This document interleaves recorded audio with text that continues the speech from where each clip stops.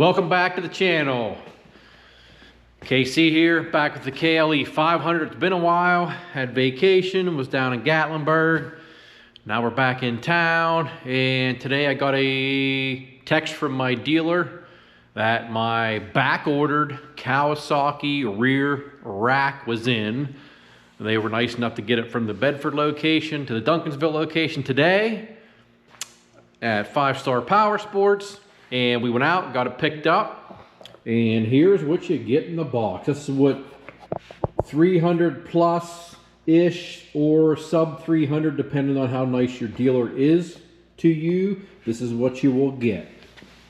First, you have your side mounting bracket, a second side mounting bracket. We got 4 long bolts here, which go in the mounting brackets. We got 4 short bolts, each with a washer, which mounts your top plate on. They give you a warning sticker here to put on right here, which says 20 pounds max.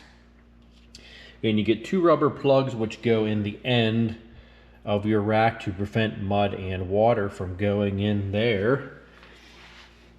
And what I did is I got on Kawasaki's website, selected this rack for accessories, and then if you scroll down while you have this rack pulled up, you can click on instructions and it will show you you can print out the paper instructions or just look at it on your phone, which I did. So first thing you have to do is pull out your 4 right there existing bolts, 1 there, 1 there, and it tells you to let the collar. You let these collars in here for installation. And of course you have them on this side also, boom and boom. So what we'll do is, I'm going to go ahead and just get everything mounted up loose. I'll go ahead and throw the side brackets on and then lay the top case mount on the top. And we will go from there and see what happens. I'll get set up. Okay, let's get to it.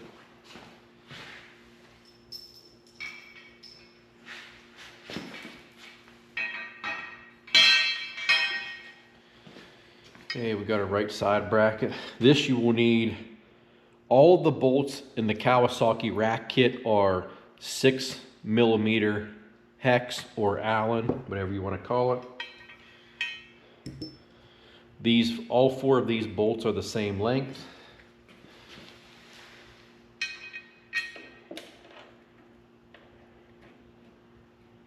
And they do give you, in the instructions, they give you torque specs for all these bolts.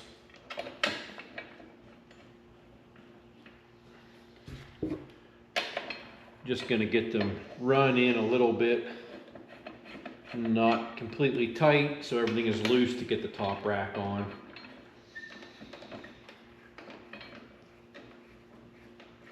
You will need these stock bolts. They are a 5mm hex or Allen, however you refer to it. So you will need 2 different Allens.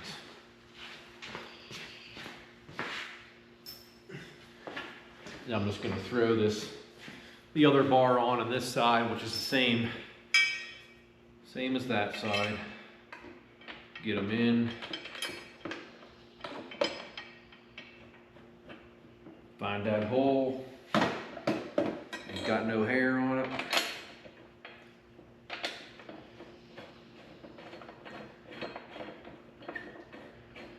Get those started a little bit.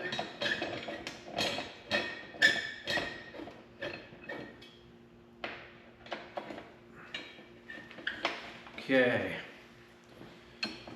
The one thing I don't like, I do wish this was black, since the bike is black. And another thing I don't like is, you'll see when this top rack is on, it's a little far back. I wish it was right up here at the back of the seat, but it's not.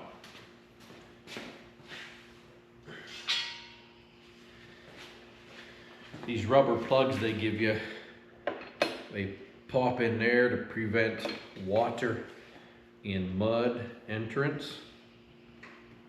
You don't want anything getting in your hole that shouldn't be there.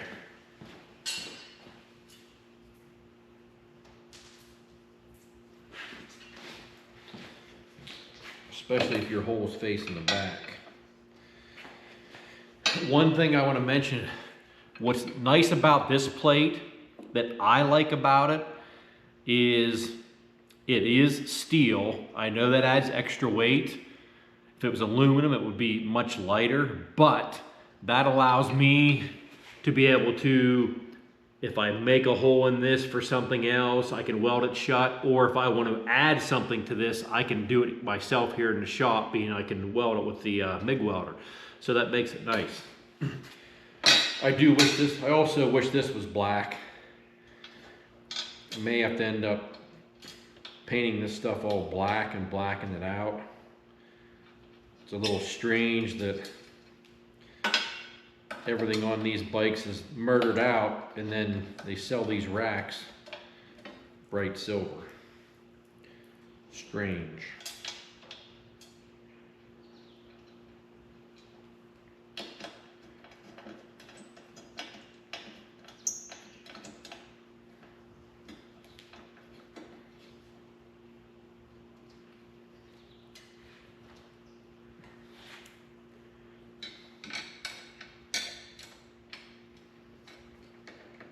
These bolts do have a collar on them, so you want to make sure you get that collar. You can see they have a shoulder on them or a collar. You want to make sure when you tighten them up that your washer is seated on there properly. And there's enough, this collar extends enough that it will help line this rack up also. The top plate.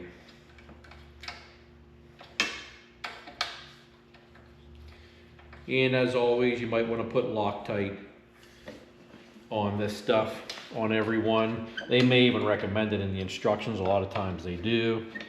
Of course,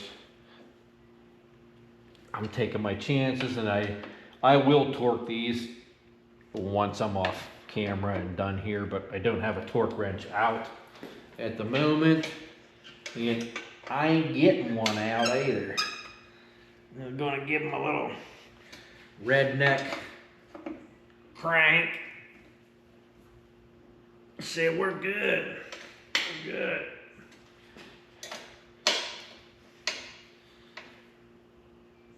Those babies crank down.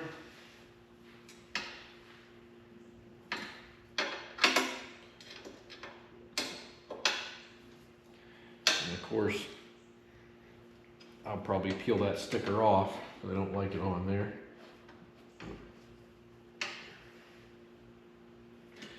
And as you can see on this, there are...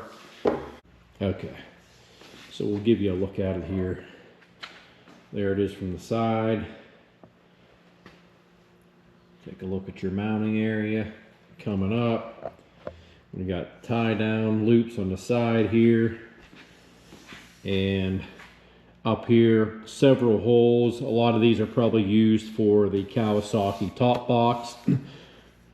And I use Apache boxes, which I will make some templates so I can put these holes in my Apache boxes, and that way I can mount them right to this rack also. Let me try to give you a look here from the front of the bike back. So you can see there, you actually got a pretty good grab handle there for a passenger, or if you got to pick the bike up, if you lay it down, that will be nice. Is the rack worth 300 bucks? Absolutely not. I mean, it's made out of steel. The freaking thing should be 120 bucks. But it is what it is. And like I said, I don't like how it sticks out so far. They could have this plate. The way this seat comes off, you could have this plate the whole way right up here to the back of the seat. Now I know it's not good for a passenger, but that could be up to the seat where this thing is only sticking out to about there, which would be great. But we'll have to make do with that big baby sticking out there. It's like a wheelie bar. So there you go. So if anybody's thinking about a rack, that's one option. I know there will be several upon several options available. There will be a ton of Amazon stuff available for it, and that will definitely be the cheaper route to go. So like, share, subscribe, tune in for more KLE 4S, KLX300, all that good stuff. We'll see you on the next one.